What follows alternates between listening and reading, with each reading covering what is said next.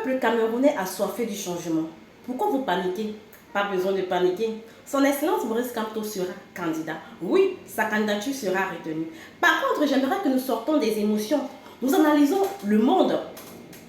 Toutes les puissances mondiales, tous les pays en voie de souveraineté ne se sont pas industrialisés par le canal des élections. Oui, les élections sont un système esclavagiste mis en place en Afrique récemment pour protéger les intérêts du néocolonialisme. La preuve, ils prennent le temps de choisir des nègres de maison qui vont satisfaire leurs besoins au profit de leurs intérêts.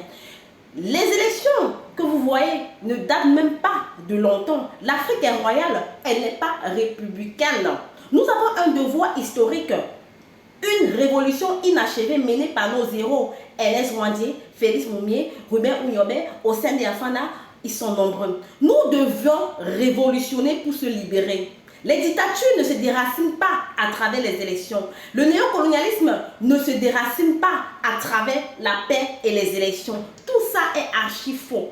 Nous devions assumer nos responsabilités. Nous devons être prêts à sortir de nos peurs, à moins que nous voulons être des esclaves, à moins que nous voulons être gérés, conditionnés par le cadavre de Paul Biya ou même le moulinès d'Atangandi. C'est à nous de voir. Son Excellence Maurice Kamto a fait sa part. Ça sera à nous d'arracher notre souveraineté en octobre. Oui, l'adversaire ne se laissera pas faire parce qu'on parle là des enjeux. Il y a tellement d'enjeux au Cameroun qui ne vont pas laisser. Alors, préparons-nous à nous libérer. Car un esclave ne s'apitoie pas de son sort. Il doit se battre, il doit se sacrifier. Qui veut sa souveraineté se sacrifie. Parce que la liberté demande des sacrifices.